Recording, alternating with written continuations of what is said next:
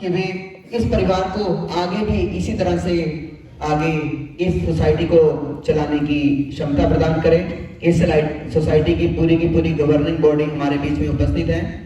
तो मैं आप सभी का अधिक समय न लेते हुए हमारे बीच में उपस्थित ब्रह्मऋषि कॉलेज ऑफ एजुकेशन की चेयरपर्सन स्वामी अमृता जी परिव्राजक, जिन्हें हम अमृता दीदी के नाम से जानते हैं, उनसे निवेदन करूंगा, क्योंकि वे भी हमारे प्रत्येक रक्तदान शिविर में और जो भी मानवता की सेवा का कार्य करते थे उसमें आशीर्वाद देने के लिए अवश्य आती थी।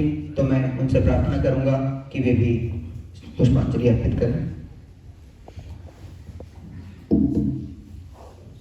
उपस्थित सभी आत्माएं मेरे साथ मिलकर 3 बार श्री नारायण नामोच्चारण करें।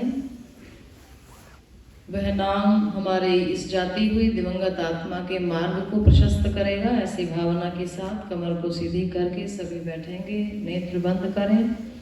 मेरे साथ ही सभी बोलेंगे, बड़े प्रेम से नारायण नाम का उच्चारण करेंगे।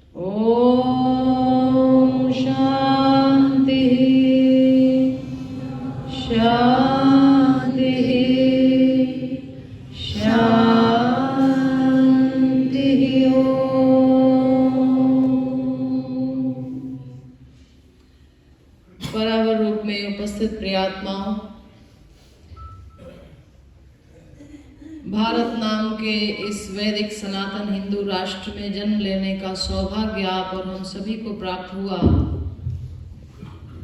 तो मानव जीवन को कृतार्थ करने का अवसर भी हम सब की झोली में आया है। ये बड़े गर्व के साथ विषय मैं आपके सम्मुख रख रही हूँ। भगवत गीता में एक बहुत सुंदर भाग है श्लोक का, प्राक शरीर विमोक्षणात्, अर्थात शरीर के छूटने से पहले ही, अर्थात मृत्यु के आने से पूर्व ही जो जीव मोक्ष को प्राप्त कर ले वह अपनी मनुष्य होने के धर्म को यथार्थतः प्राप्त कर लेता।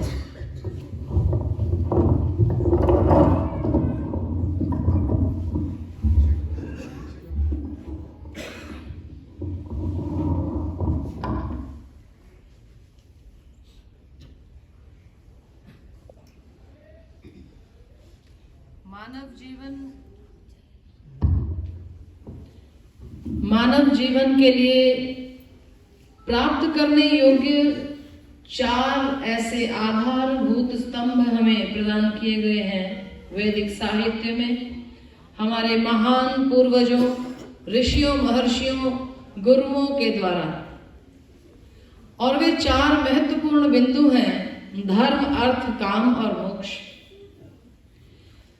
इस शतायु रूप में प्राप्त 100 वर्ष के मानव जीवन को जीने की चेष्टा करो। जीवे मां शरदः शतम, पश्ये मां शरदः शतम। ऐसी है वेद की अर्धाली कहती है कि मानव को अपना जीवन ऐसे जीना चाहिए कि वे बहुत सहजता और सुगमता से 100 वर्ष को पार करें, 100 वर्ष तक पहुंचे। दुर्भाग्य से जो इससे पूर्व शरीर त्याग देते हैं, हम 90 और 100 को तो एक सीमा में रखते हैं, वो तो एक लक्ष्य की प्राप्ति है। 90 तक पहुंचे तो समझो 100 को छुआ, स्पर्श कर ही लिया। इससे पूर्व यदि कोई दुर्घटना होती है तो यह एक प्रकार से मानव जीवन की हानि है, प्राप्ति नहीं। इस हानि से बचने के उपाय, इस नुकसान से कैसे बचा जाए, अनेक प्रकार के मार्ग शास्त्रों में बताए गए। चाहे वह योग का मार्ग हो, चाहे वह भगवत गीता सम्मत कर्म योग का मार्ग हो।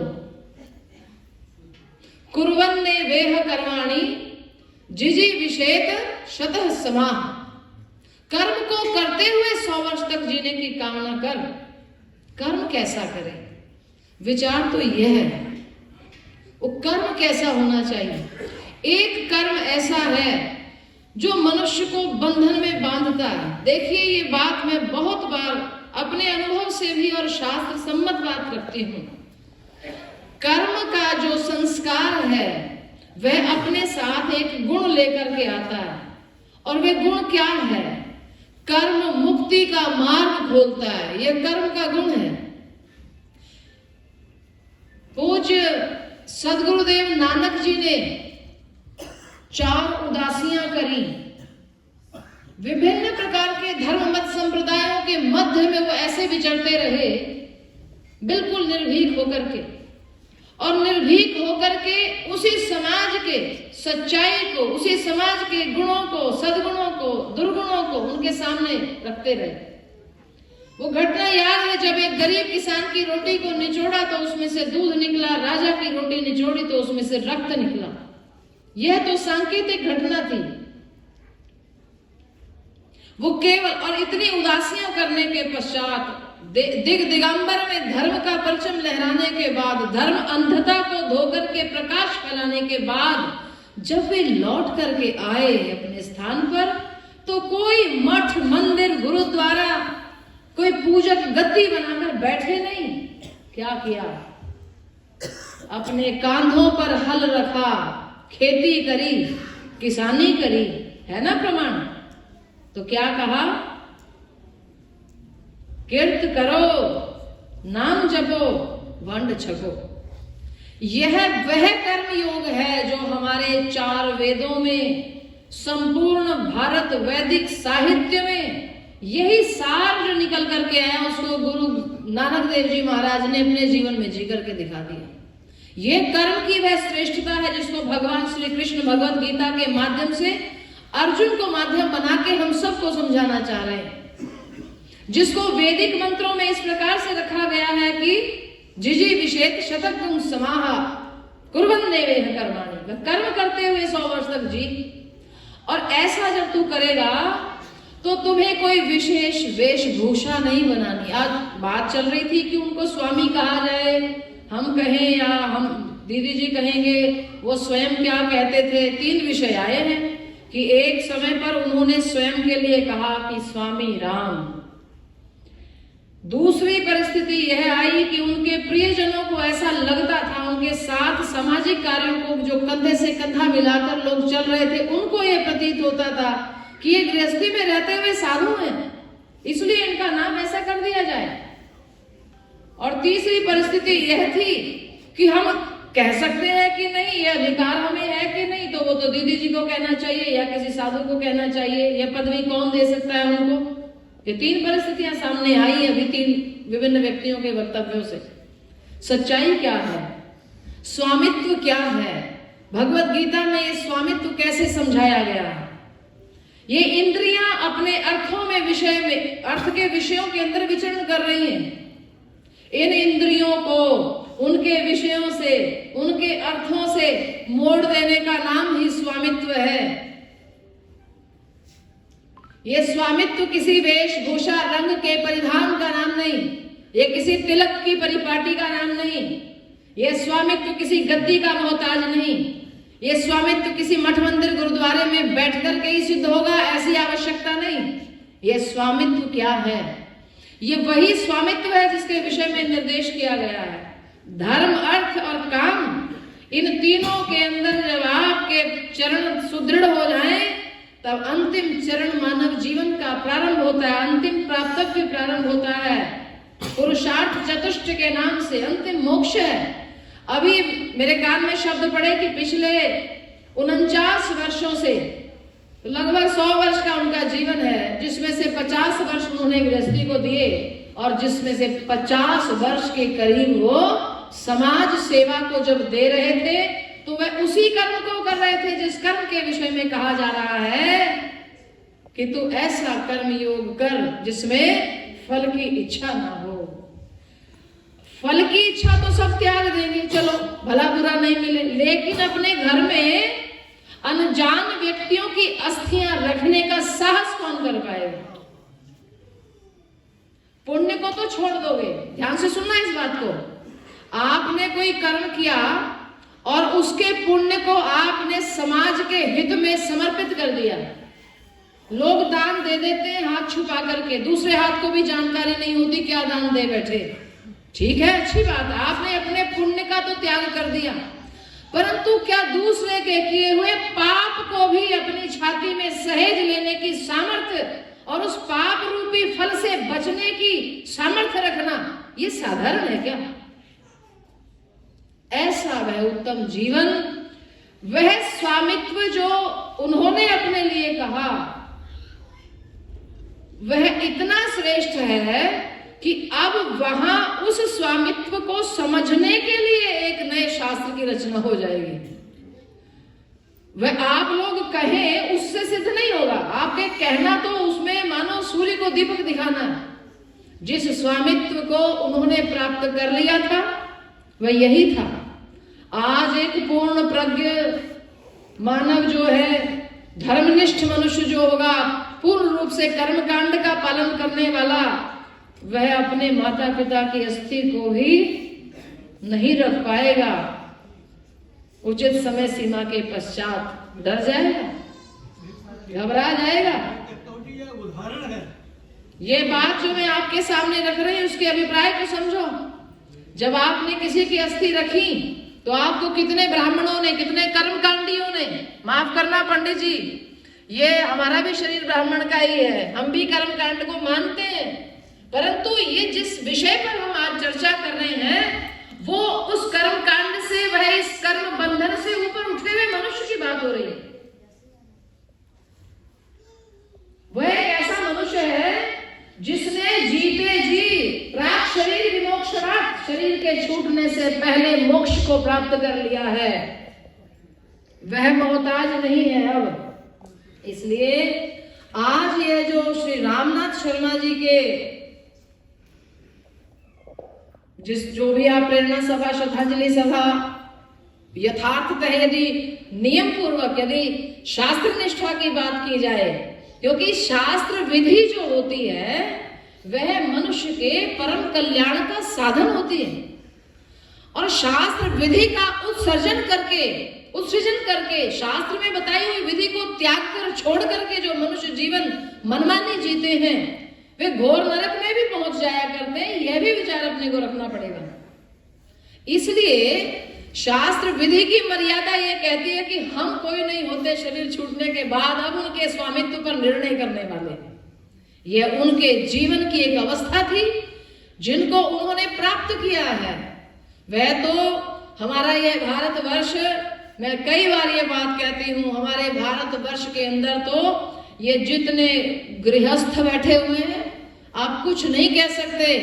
प्रत्येक गृहस्थ में 80-85 वर्ष की अवस्था के पार पहुंची हुई जो माताएं, जो पिता, जो बरगद के पेड़ की तरह छाया देते हुए ये वृद्ध बैठे हैं, इन सबने ही यदि भारतीय विचारधारा, यदि वैदिक सनातन धर्म पर, यदि गुरुओं की बताई हुई वाणी पर, यदि शास्त्र सम्मत जीवन जिया है, तो वो गृहस्थ में रहते हुए मुक्त हो चुके हैं, वे मोक्ष को प्राप्त कर चुके हैं। और ये सौभाग्य है हमारा, ये सौभाग्य है हमारा कि हमारा जन्म ऐसे महान देश में हुआ है, हमारा जन्म ऐसी पवित्र भूमि पर हुआ है, जहां गंगा, यमुना, सरस्वती, सरयू जैसी परम पावन नदियां बहती हैं, जहां गोवर्धन गिरी जैसे, जहां हिमालय जैसे पर्वत होते हैं, जहां हेमकुंड जैसे पर्वत हैं जिन पर बैठ करके तपस्वियों ने तप किया। और ऐसा कठोर तप करते हुए भी दशम पातशाही को जब आवाज सुनाई देती है कि समाज के अंदर इस समय पर कमजोर लोगों पर जुल्म हो रहा है, तो वह अपने तप का त्याग करके उस संसार में घोर कर्म योग करने के लिए खड्ग को भी धारण कर लेते हैं। खड्ग धारण करके शत्रु विनाश जैसा जो कर्म है घोर कर्म की श्रेणी में आता है। और घोर कर्म को करने वाला मन जो होता है वह अवश्य में उस कर्म में लिप्त हो जाता है। परंतु अभी पीछे हमने दिसंबर के माह में ऐसे महापुरुषों के उस काल का स्मरण किया है जिन्होंने ऐसे घोर कर्म को करते हुए भी अपने आप को उस कर्म के फल से मुक्त रखा, मुक्त होने का मार्ग प्रशस्त किया। इसलिए आज के इस सभा में ये हम सब मनुष्यों के लिए प्रेरणा की सभा है। और प्रेरणा केवल मात्र ये नहीं है कि यहाँ अपन एक फॉर्मेलिटी के लिए आए हैं, एक समय निश्चित है कि भाई 2 से 3 का समय ही होता है क्रिया का, उतने में बस हो जाना चाहिए, इसको बढ़ाना नहीं चाहिए, ये बात नहीं है। वह तो ये बात है कि आप शोक की स्थिति को मत बढ़ाएं, परंतु वास्तव में शोक नहीं है। देखो, शोक नहीं है, ये वैराग्य है। जिसको शोक कहकर के हम लोगों ने अपवित्र मान रखा है, वह वास्तव में वैराग्य की मणि है। ये जो हम, ये परिवार जो इस समय, जो पौत्र आदि, जो पूरा परिवार जिस परिस्थिति से इस समय गुजर रहा है, ये शोक नहीं है, ये अपवित्र भाव नहीं है, ये परम वैराग्य का भाव है। ये व्यक्ति विराग करता है। जब जब ये अपने पिता के सद्गुणों को याद करेंगे, तब तब इनको संसार में फंसने से वैराग्य होगा। तब तक इनको समझ में आएगा कि जिस उत्तम मार्ग को वे प्रशस्त करके गए, उस मार्ग से 4 कदम बढ़कर हमें चलना। और पुत्र का क्या अर्थ है? पुत्र की व्याख्या क्या शास्त्र कहते हैं? पुंग नाम नरकात् त्रायते इति पुत्रः। जो पिता के द्वारा बचे हुए कार्य हों, पिता जब चले गए शरीर त्याग कर, जो शेष कार्य रह गए उनके, जिन कार्यों को करते करते वे मध्य में छोड़ गए, उन कार्यों को परिणति तक पहुंचाना, यही पुत्र का कार्य है। इसलिए मैं आशा करती हूँ कि यह सारा परिवार, केवल पुत्र ही नहीं, भतीजे, भतीजियां, बहुएं, पौत्र और जितना लंबा चौड़ा परिवार है, भगवान की दया से यह सारा परिवार ही अपने पिता के द्वारा चलाए हुए इस मार्ग को आगे बढ़ाएगा।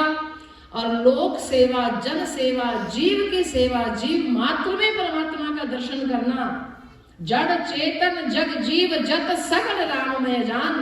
आप अब राम को ढूंढोगे ना, आप उस रामनाथ को अब ढूंढोगे, वो आपको दिखाई नहीं देगा। तो उस समय हनुमान जी, अभी भजन भी हनुमान जी के भाव का ही गाया जा रहा था जो उन्हें बड़ा प्रिय था। तो हनुमान जी का जानते हो क्या कहना है? जब हनुमान जी अयोध्या त्याग कर जाने लगे, सरयू में सशरीर साकेत को जाने लगे, हनुमान जी ने कहा मैं तो पीछे से रहूंगा। तो तुम पीछे क्या करोगे? मुझे याद नहीं आएगी मेरी, रोगे नहीं मेरी याद में। हनुमान जी कहते हैं आप जा ही कहाँ सकते हो? आज परिवार यही तो कहेगा, आप कहाँ जा सकते हो? कहाँ दिखेंगे अब वो आपको? जड़ चेतन जग जीव जत सकल राममय जान। जितना जड़ चेतन जो भी पदार्थ दिखाई दे रहा है, उसमें आपके पिता समा गए, वे राम में राम, ज्योत में ज्योत मिल गई है। इसलिए हर जीव में उनका दर्शन करते हुए, उनके मार्ग पर चलते हुए अपने इस जीवन को पुरुषार्थ चतुष्टय की परिणति का साधन बनाएंगे। केवल भोगों को भोगने के लिए जीवन नहीं मिला। कुछ लोगों ने ऐसा समझ रखा है। ये लोग कैसे हैं? वेद का बहुत सुंदर एक उपदेश है, द्वा सुपर्णा सयुजा सखाया समानम वृक्षम परिशस्व जाते तयोः एकम पिप्पलम स्वादवत्तु अन्यो अनशनन अभिजागच्छति। इसका भाव ये है कि एक बड़ वृक्ष की डाली पर 2 पक्षी बैठे हैं। दोनों पक्षी जो हैं वे बिल्कुल जुड़वा जैसे दिखते हैं, बिल्कुल हूबहू एक जैसे दिख रहे हैं। अब उन दोनों पक्षियों के कार्य भिन्न भिन्न हैं, देखने में एक जैसे हैं, लेकिन उन दोनों की क्रिया भिन्न है। एक पक्षी क्या करता है, जैसे ही वो फल को देखता है, बड़ वृक्ष पे फल लगे होते हैं ना, उस पक्षी ने ज्यों ही फल को देखा त्यों ही अपनी चोंच मारकर फल को खाने लगा। और बड़ के वृक्ष का फल जो होता है ना, उसमें आप कितनी भी सावधानी से चोंच डाल दीजिए, उसमें बैठे हुए कीड़े भी आपको साथ साथ काटने लगते हैं। किसी ने बचपन में बूढ़े लोगों से पूछ सकती हूँ, आजकल तो भारत इतनी तरक्की कर गया कि पेड़ों से प्राकृतिक फलों को तोड़ के खाना संभवतः बच्चों को पता नहीं मिलता भी होगा कि नहीं। उस समय को याद करो जब बड़ के नीचे से निकलते तो लाल लाल पकी पकी बरबंटियां गिरी होती, उसमें कीड़े मकोड़े असंख्य कीट निकलते हैं, तो भी कोशिश रहती थी झाड़ के एक आधा खा लिया जाए या पेड़ से तोड़ो बिना कीड़े का शहद मिल जाए। ये कीड़ा क्या है? ये वेद का मंत्र है। उनमें से एक पक्षी अपनी चोंच से उस बड़ के फल को खाता है, तो वो कीड़े उसकी चोंच को काटते हैं, वे उसको खा रहे हैं, वे फल को खा रहे हैं, फल के कीड़े उसको खा रहे हैं। ये जीव की गति। और जो दूसरा पक्षी है वह क्या कहता है? तयो अन्य, वो क्या करता है? अनशनन अभिचारिणी, वह ना खाता हुआ केवल इस लीला को देखता रहता है। और ये दूसरा पक्षी ही परमात्मा है और पहला जो पक्षी है वह जीव है। तो जीव में और परमात्मा में कोई भेद नहीं है, यह बताने के लिए मंत्र यहाँ पर रखा गया। परंतु इन दोनों ने अपने कर्म से अपने आप को इसने बांध लिया। ये छोड़ना चाहता है अब उस फल को, लेकिन अब ये कीड़े उसको नहीं छोड़ रहे। समझ गए बात? कौन सा फल खा रहे हो? ये जो मैं और मोर तोड़ता माया जई मस्कीने जीव निकाया, ये मेरा पुत्र या देवरानी का पुत्र, आ गया भेद। अब कीड़े खाएंगे आपको।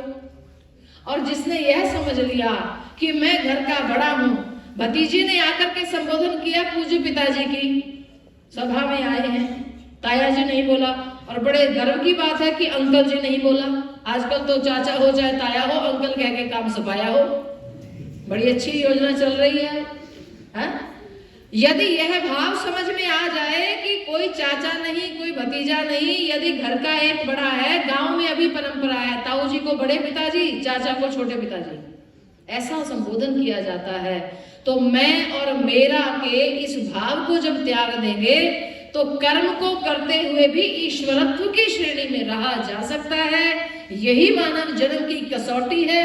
जो कसौटी पे खरा उतरा सो वह रामनाथ स्वामी हो गया। बड़े प्रेम के साथ मैं अपनी वाणी को विराम देती हूँ और आप सभी आगे की जो प्रक्रिया होगी पंडित जी के हाथों से कराई जाएगी, आप सब करेंगे। हरि ओम। धन्यवाद दीदी जी। जो जीवन श्री रामनाथ शर्मा जी ने जिया, उसी जीवन को आपने वैदिक दर्शन गीता के माध्यम से हमें समझाया। तो यह